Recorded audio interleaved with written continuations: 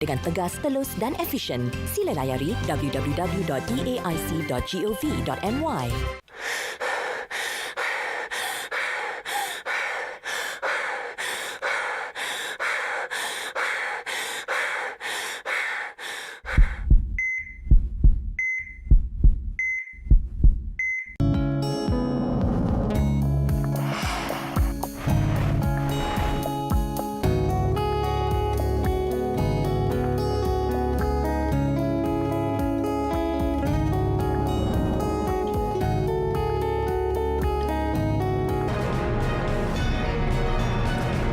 Format penganjuran APEC 2020 beri penjimatan kos sebanyak RM233.4 juta.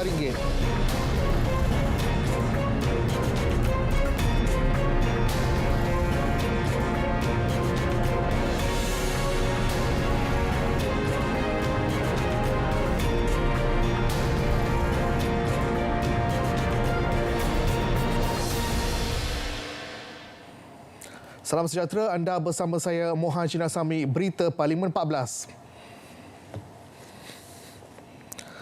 Sidang Dewan Rakyat siang tadi meluluskan rang Undang-Undang Perbekalan 2021. Peringkat jawatankuasa melibatkan 3 lagi kementerian masing-masing, iaitu Kementerian Perdagangan Antarabangsa dan Industri, Kementerian Perdagangan Dalam Negeri dan Hal Ehwal Pengguna serta Kementerian Pembangunan Usahawan dan Koperasi. Terdahulu ketika menggulung perbahasan bagi Kementerian Perdagangan Antarabangsa dan Industri, Menteri Datuk Seri Muhammad Azmin Ali memaklumkan kepada pengetahuan ahli bahawa kos penganjuran persidangan Kerjasama Ekonomi Asia Pasifik APEC 2020 hanya RM66.6 juta sahaja, walaupun peruntukan yang disediakan berjumlah RM300 juta bagi tujuan itu untuk tahun ini. Akuinya, peralihan format penganjuran daripada fizikal kepada maya berikutan penularan pandemik COVID-19 yang menyebabkan penutupan sempadan negara telah memberikan penjimatan kos sebanyak RM233.4 juta. Kita jimatkan RM233.4 juta. Yang berhormat Datuk Pengerusi, RM233.4 juta miti serahkan balik kepada Kementerian Keuangan kerana Kementerian Keuangan perlukan dana yang besar untuk pakej rangsangan ekonomi membantu rakyat di bawah yang terkesan akibat COVID-19. Maka selebihnya hanya RM66.6 juta yang kita gunakan. Saya nak sebut satu persatu. Pertama, penyaluran kepada kementerian-kementerian berjumlah RM13 juta. Kementerian Keuangan 7 juta untuk melaksanakan APEC di peringkat kementerian. Kementerian Pelancongan Seni dan Budaya RM4.1 juta. Kementerian Dalam Negeri RM2 juta. Manakala baki sebanyak RM53.5 juta dibelanjakan bagi penganjuran persidangan APEC di pelbagai peringkat termasuk mesyuarat peringkat menteri yang berkaitan dengan sektor perdagangan, kesihatan, keuangan, wanita, perusahaan kecil dan sederhana, keselamatan makanan serta mesyuarat pegawai kanan yang bermula seawal Disember 2019 di Pulau Langkawi. Secara keseluruhannya, 146 mesyuarat dan program berkaitan di pelbagai peringkat telah diadakan sepanjang tahun penganjuran APEC 2020. Sebagai kemuncak APEC 2020, Kuala Lumpur juga akuinya telah berjaya menganjurkan mesyuarat Menteri-Menteri APEC dan mesyuarat Pemimpin-Pemimpin Ekonomi APEC baru-baru ini pada 20 November 2020 yang dipengerusikan Perdana Menteri Tan Sri Muhyiddin Yassin. Beliau menjelaskan bagi penganjuran mesyuarat APEC 2020, kerajaan di bawah pentadbiran Pakatan Harapan pada 2019 telah meluluskan peruntukan berjumlah RM350 juta serta menetapkan penyaluran peruntukan itu dibuat berdasarkan unjuran perbelanjaan melalui 3 fasa, iaitu RM20 juta bagi 2019, RM300 juta bagi 2020 dan selebihnya RM30 juta tahun depan. Penyaluran pada 2019 bertujuan membiayai kerja-kerja persediaan awal, manakala penyaluran pada 2020 untuk menampung penganjuran sebenar persidangan APEC sepanjang 2020. Untuk tahun 2021, sekejap, saya bagi.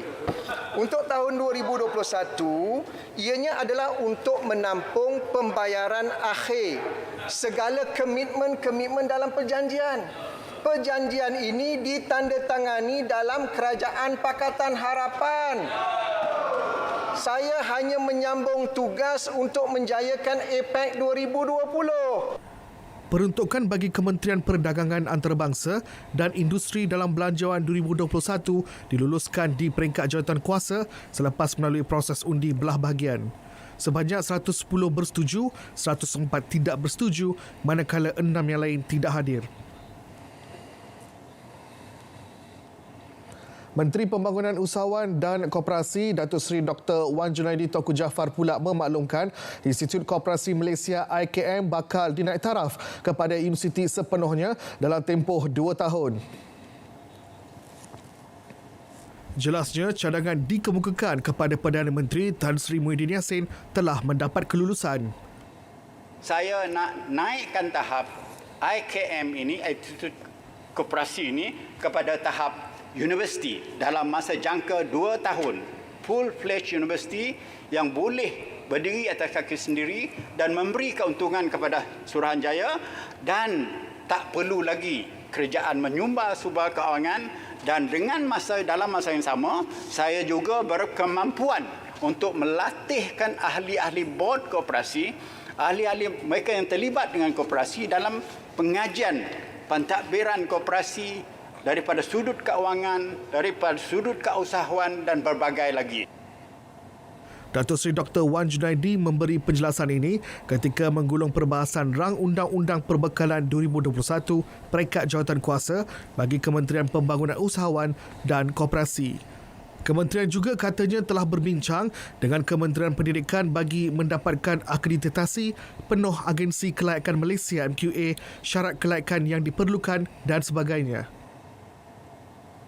Hanya saya menunggu bila nak melancarkan IKM ini untuk menjadikan University College. Kita dah berbincang, surat saya sudah dengan Kementerian Pendidikan untuk kelulusan daripada sudut MQA-nya, perbincangan soalan qualification dan requirement kualiti pendidikan dan sebagainya. Dan kita juga mempunyai student enrollment dah meningkat sampai 700 orang. Daripada yang ada sekarang ini, hanya 200 orang dibayar oleh pihak kerajaan. Jadi saya sangat optimistik bahawa kita berkemampuan melaksanakan ini, dan IKM ini nanti akan berdiri atas kakinya sendiri, tak perlu sumber kewangan lagi daripada kerajaan, dan boleh melatihkan anggota-anggota koperasi menjadi pentadbir yang berkualiti tinggi dan berpengalaman. Rang Undang-Undang Perbekalan 2021 peringkat jawatankuasa bagi Kementerian Pembangunan Usahawan dan Koperasi kemudiannya diluluskan dengan undian suara terbanyak selepas dibahas 10 ahli parlimen, masing-masing 5 daripada blok penyokong kerajaan dan 5 pembangkang.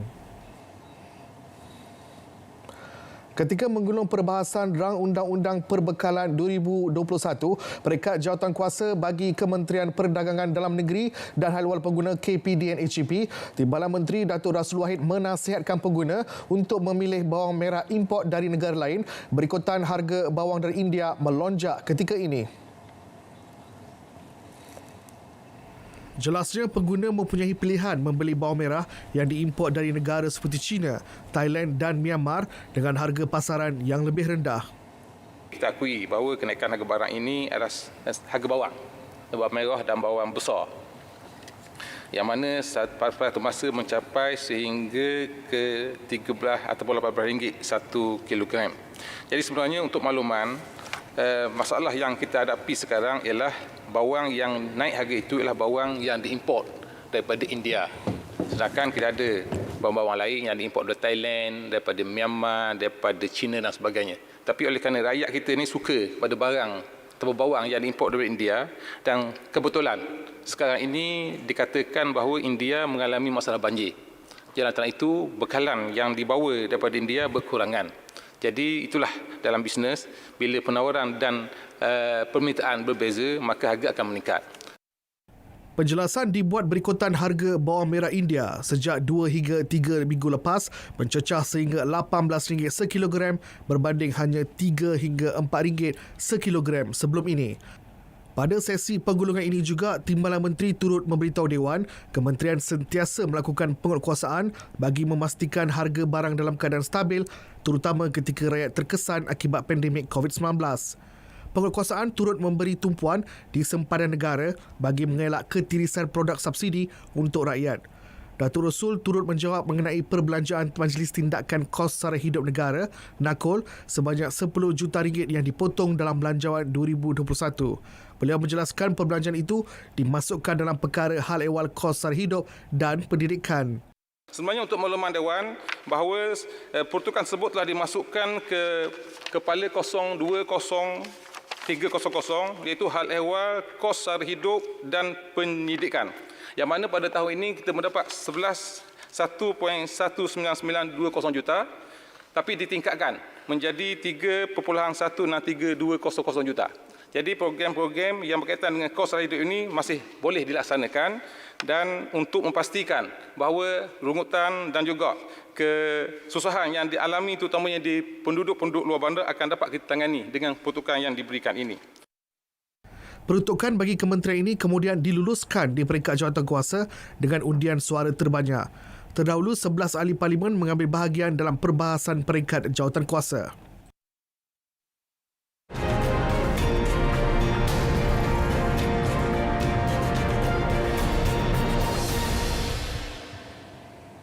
Baik, sesi jawab lisan. Setiap permohonan pemilikan senjata api termasuk bagi tujuan membasmi musuh tanaman perlu melalui tapisan ketat oleh pihak polis. Hanya individu yang benar-benar memerlukan dan berkelayakan akan diberi kelulusan pemilikan lesen atau permit senjata api. Menteri Dalam Negeri Datuk Seri Hamzah Zainuddin berkata, prosedur itu selari dengan peruntukan dalam Akta Senjata Api 1960. Bagi permohonan senjata api untuk tujuan membasmi musuh tanaman permohonan dalam memenuhi syarat-syarat antaranya seperti berikut. Melepasi tapisan keselamatan dan saksia, memiliki fizikal dan tahap kesihatan yang baik, keterampilan diri, bergantung hidup pada hasil pertanian, mempunyai tanah pertanian sendiri, menetap di kawasan berkenaan dan mengalami kerosakan hasil tanaman yang serius. Bagi pemilik kebun yang berdepan ancaman musuh tanaman namun tidak memiliki lesen atau permit senjata api, mereka boleh mendapatkan bantuan daripada Jabatan Penyelidikan atau anggota rela setempat. Ahli Parlimen Parit Datuk Muhammad Nizar Zakaria mengemukakan pertanyaan mengenainya. Anak wanita warga tempatan yang berkahwin dengan warga asing dan melahirkan anak di luar negara tidak akan mendapat kewarganegaraan Malaysia secara automatik walaupun perkahwinan itu diiktiraf. Timbalan Menteri Dalam Negeri Datuk Seri Dr. Ismail Muhammad Said menjelaskan ini bagi mengelak anak berkenaan mendapat dua kewarganegaraan kerana ia melibatkan soal keselamatan dan kedaulatan negara.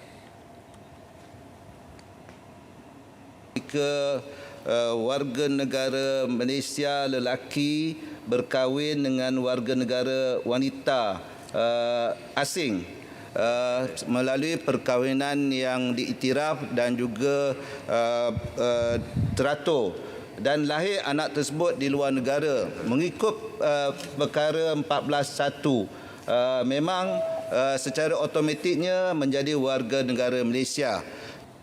Beliau menjawab pertanyaan tambahan ahli Parlimen Sekijang Natrah Ismail. Pasangan warga negara Malaysia boleh memohon kewarganegaraan bagi anak mereka yang lahir di luar negara di bawah perkara 14 dan perkara 15/2 Perlembagaan Persekutuan.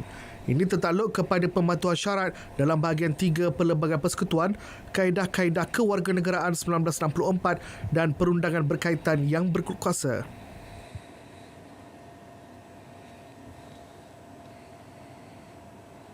Sementara itu, ketika menjawab pertanyaan ahli Parlimen Beaufort, Datuk Azizah Mohamad Dun, Datuk Seri Dr. Ismail berkata Kementerian Dalam Negeri terus komiten mengekang kebanjiran pendatang asing tanpa izin parti walaupun berdepan cabaran impak penularan COVID-19.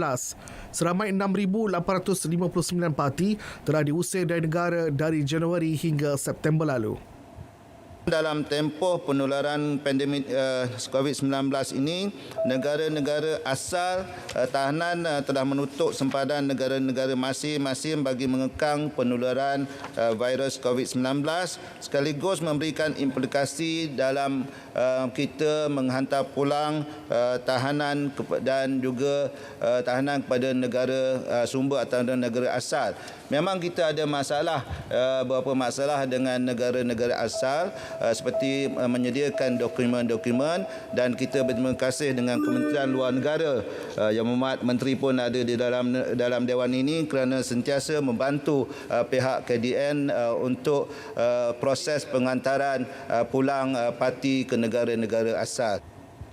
Mengulas usaha mengatasi isu parti di Sabah, Datuk Seri Dr. Ismail berkata jawatan kuasa pengurusan warga asing di Sabah akan diaktifkan semula untuk tujuan berkenaan. Menerusinya, langkah proaktif akan dilaksana melibatkan kerjasama bersepadu jabatan dan agensi penguatkuasaan berkaitan. Sehingga 31 Oktober lepas, Kementerian Kesihatan telah membelanjakan RM1.17 bilion bagi menangani penularan COVID-19. Timbalan Menteri Dato' Aaron Agu-Dagang memaklumkan ia digunakan bukan hanya untuk membeli peralatan tetapi juga untuk kesemua fasiliti kementerian. Kementerian Kewangan telah meluluskan peruntukan RM1 bilion kepada KKM sebelum ini untuk tujuan menangani penularan pandemik COVID-19. Sehingga 31 Oktober 2020, Kementerian Kesihatan telah membelanjakan sebanyak 1.17 bilion yang turut termasuk peruntukan sedia ada kementerian bagi pembelian peralatan, bekalan perubatan, barangan pakai habis atau consumables, kelengkapan perlindungan diri atau PPE, reagen dan test kit serta lain-lain perkhidmatan dalam usaha mengawal wabak COVID-19. Sebahagian besar dari perbelanjaan itu melibatkan bayaran allowance khas COVID-19 kepada petugas barisan hadapan kementerian berjumlah RM275 juta. Untuk pembelian kelengkapan perlindungan diri PPE, sebanyak RM262 juta dibelanjakan, manakala pembelian reagen dan test kit serta bayaran outsource perkhidmatan makmal swasta untuk saringan COVID-19 pula berjumlah RM210 juta. Bagaimanapun, jelas Dato' Aaron, jumlah tersebut tidak termasuk bayaran emolumen petugas kesihatan yang terlibat dalam rawatan, kawalan dan pencegahan pandemik yang mana ia telah diperuntukkan di bawah peruntukan sedia ada KKM. Beliau menjawab soalan Ahli Parlimen Dungun, Wan Hassan Mohamad Ramli. Sistem Insurans Pekerjaan SIP merekodkan 99,696 pekerja telah diberhentikan dari Januari sehingga 27 November lepas. Timbalan Menteri Sumber Manusia Awang Hashim berkata ia berikutan tekanan yang dialami semua industri secara global akibat pandemik COVID-19 yang di luar kawalan. Selanjutnya, berdasarkan rekod SIP sehingga 27 November 2020, bilangan kehilangan pekerjaan melibatkan kategori pengurus ialah seramai 13,109 orang. Yang tadi high capacity yang dibangkitkan oleh Ipoh Barat. Ini this is latest fakta ataupun maklumat terbaru, 13,109 orang. Kategori profesional pula melibatkan 26,079 orang dan kategori juruteknik serta profesional bersekutu adalah seramai 19,095 orang. Kategori tersebut merupakan kalangan pekerja yang berpendapatan 4,000 ke atas, yang mana mereka tidak ada dalam skim pelindungan yang kita beri, yang mereka mendapat yang digaji di bawah 4,000. Berdasarkan data Perkesos, dianggarkan 75% daripada jumlah keseluruhan pekerja adalah daripada golongan B40 yang berpendapatan 4,000 ke bawah. Sementara itu, beliau turut memaklumkan program subsidi upah yang diperkenalkan kerajaan disasarkan untuk membantu pekerja paling terkesan dalam golongan B40. Namun bagi golongan pengurusan yang diberhentikan kerja, mereka masih diberi perlindungan di bawah Akta SIP, Akta 800 tertakluk hak gaji maksimum RM4,000. Ini bermakna pekerja bergaji melebihi RM4,000 termasuk golongan pengurusan akan mendapat faedah seperti allowance mencari pekerjaan EMP. Semua itu, kerajaan melalui Belanjawan 2021 akan melanjutkan program subsidi upah PSU selama 3 bulan lagi dengan lebih bersasar, khususnya bagi sektor pelancongan, termasuk sektor peruncitan dengan kadar RM600 sebulan bagi pekerja bergaji RM4,000 dan ke bawah. Jawapan merujuk persoalan ahli Parlimen Ipoh Barat M. Kulasegaran. Dewan juga dimaklumkan RM992 juta diperuntuk di bawah bekalan 11 B11 berdasarkan amalan yang digunakan untuk membiayai langkah tambahan seperti yang diumum dalam ucapan Belanjawan 2021. Menteri Kewangan Tengku Datuk Seri Zafrul Tengku Abdul Aziz memaklumkan angka itu merangkumi RM100 juta yang diagihkan kepada sekolah tahfiz, sekolah pondok berdaftar dan sekolah agama rakyat bagi tujuan penyelenggaraan. Beliau menjelaskan peruntukan itu disediakan di bawah B11 Perkhidmatan Am Perbendarahan di bawah butiran 021300 pemberian kemudahan projek khas. Antara langkah-langkah ucapan belanjawan yang turut dibiayai di bawah peruntukan ini ialah keperluan tambahan RM120 juta bagi penambahbaikan rancangan makanan tambahan untuk pelajar miskin, geran padanan untuk NGO dan social enterprise, ini sebanyak RM100 juta, terutamanya bagi program peningkatan pendapatan bagi golongan rentan, menangani isu sosial seperti penderaan kanak-kanak dan gelandangan, serta pelbagai langkah yang menyumbang kepada kesejahteraan rakyat. Tengku Datuk Seri Zafrul menjawab pertanyaan ahli Parlimen Kulai, Teo Ni Chin. Selain itu, peruntukan turut digunakan untuk perluasan subsidi pengangkutan awam bas, geran untuk taska dan pusat ekonomi warga emas serta perkhidmatan ATM bergerak bagi kawasan pedalaman khususnya Sabah dan Sarawak. Kementerian Pertanian dan Industri Makanan mengambil maklum akan teguran laporan audit negara tahun 2018 siri ketiga pengurusan aktiviti kawalan import konsainan pertanian. Berdasarkan laporan tersebut, pihak kementerian telah melaksanakan beberapa langkah penambahbaikan. Berdasarkan dapatan daripada laporan audit tahun 2018, siri 3 pengurusan aktiviti kawalan import konsainan pertanian, pihak kementerian telah melaksanakan langkah-langkah penambahbaikan seperti berikut. Selaras dengan Akta Kuarantin Pertumbuhan 1976 dan Peraturan Kuarantin Tumbuhan 81, syarat-syarat pengimportan bagi sesuatu tumbuhan, produk tumbuhan dan artikel terkawal akan ditentukan berdasarkan daripada Pest Risk Analysis atau PRA yang akan dinilai secara lebih terperinci bagi memastikan tumbuhan, produk tumbuhan dan artikel terkawal yang diimport adalah bebas daripada penyakit dan perosak tanaman.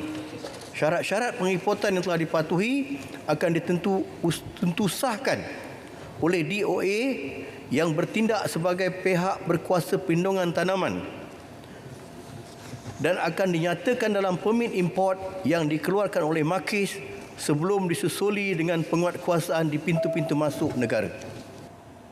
Tambah beliau lagi, kementerian juga memperkukuhkan elemen penguasaan di pintu masuk secara bersepadu dengan semua jabatan dan agensi berkaitan. Sehingga Oktober lepas, bilangan kes yang ditahan melakukan kesalahan adalah sebanyak 1,105 kes dengan nilai dagangan RM134 juta. Sebanyak 913 kes telah dikompaun dengan nilai kutipan sebanyak RM3 juta melibatkan pelbagai kesalahan, antaranya tiada permit import dan ekspor, pengisytiharan palsu dan tidak patuh syarat permit import atau ekspor. Pertanyaan mengenainya dikemukakan ahli Parlimen Bayan Baru Sim Zazin. Kementerian Pertanian dan Industri Makanan sedang dalam peringkat akhir menyediakan dasar agro makanan negara 2.0 dan 2.0 2021-2030 dan 2.0 memberikan tumpuan kepada pemberkasaan industri padi dan beras, industri tanaman, industri ternakan serta industri perikanan dan akuakultur bagi meningkatkan pengeluaran makanan dalam negara. Pada masa kini, negara kita berkeupayaan untuk menghasilkan hampir semua bahan makanan asas yang diperlukan termasuk beras, sayur-sayuran, buah-buahan, daging ayam, itik, daging lembu, kerbau, telur ayam, itik, susu segar dan juga ikan. Berdasarkan pada kadar pengeluaran makanan negara, tahap sara diri ataupun SSL bagi daging ayam, itik, telur ayam, itik dan ikan adalah melebihi 90%. Bagi buah-buahan dan sayur-sayuran pula, Malaysia telah mencapai SSL melebihi 100%, kecuali bagi buah mangga, kelapa, kobis, cili dan halia. Tambah beliau, bagi memastikan keberupayaan negara menjamin bekalan makanan secara berterusan, kementerian telah mengenal pasti beberapa hala tuju baru sektor pertanian termasuk industri padi, tanaman ternakan dan perikanan bagi tempoh rancangan Malaysia ke-12 RMK12 untuk tempoh 5 tahun akan datang. Datuk Seri Ahmad Hamzah menjawab pertanyaan Ahli Parlimen Jerantur Datuk Ahmad Nazlan Idris. Hampir RM470,000 dana prihatin kebajikan hidupan liar telah disalur Kementerian Tenaga dan Sumber Asli ke Zoo Taiping bagi menampung kos makanan dan ubatan hidupan liar serta kos sanitasi secara berperingkat sejak Ogos 2020 hingga November 2020. Selain itu, Kementerian turut memberi diskaun 15% bil elektrik secara bulanan selama 6 bulan kepada pengendali zoo dan pameran tetap ZPT di bawah pakej rangsangan ekonomi bagi mengurangkan impak penularan wabak COVID-19. Bantuan kerajaan pada Zoo Taiping bukan sahaja dilaksanakan dalam tempoh PKP, sebaliknya kementerian telah membantu Zoo Taiping sejak beberapa tahun lalu sehingga kini, di mana Jabatan Pelitan sendiri telah memberikan pinjaman sebanyak 125 ekor hidupan liar milik Jabatan Pelitan kepada Zoo Taiping dengan nilai 1.1 juta. Ia bertujuan untuk pelbagai kehidupan liar Zoo Taiping bagi membolehkan zoo berkenaan terus berdaya maju dan melakukan usaha untuk menarik lebih ramai pelancong dan pengunjung ke zoo berkenaan. Dalam apa keadaan sekalipun, kementerian terus mengambil perhatian dan tindakan bukan hanya kepada Zoo Taiping tapi juga zoo-zoo lain. Tambah beliau, bagi tindakan jangka panjang, kementerian melalui Pelitan telah mengadakan sesi konsultasi dengan Persatuan Taman-Taman Zoologikal dan Akuarium Malaysia MASPA serta ZPT untuk mengkaji semula peraturan yang berkaitan pengendalian ZPT di bawah Akta Pemulihan Hidupan Liar 2020 Akta 716 dan membangunkan model baharu ZPT. Ia bertujuan mengurangkan kebergantungan ZPT kepada kerajaan dan mengukuhkan operasi ZPT supaya lebih berdaya maju dan pada masa yang sama memastikan kebajikan hidupan liar sentiasa terpelihara. Datuk Dr. Samsul menjawab pertanyaan Ahli Parlimen Taiping, Teh Kok Lim. Cadangan pengurangan kadar bayaran parkir kenderaan di stesen kereta api akan dipertimbang bagi mengurangkan beban kewangan pengguna. Timbalan Menteri Pangkutan Hazmi Habibullah berkata, perbincang mengenainya akan diadakan bersama pengurus parkir terlibat.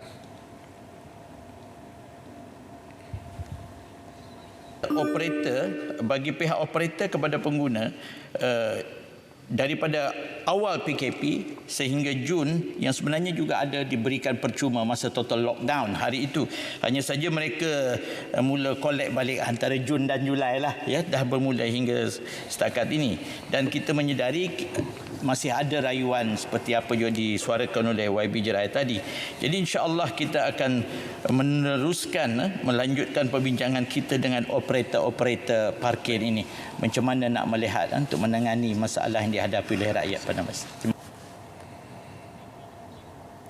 Baik, sidang Dewan Rakyat ditangguhkan pada pukul 3.25 petang tadi dan akan disambung semula Isnin depan. Amalkan mengimbas kod QR MySejahtera di lokasi atau premis yang ditujui. Saya Muhammad Cina Sami, salam hormat dan selamat malam.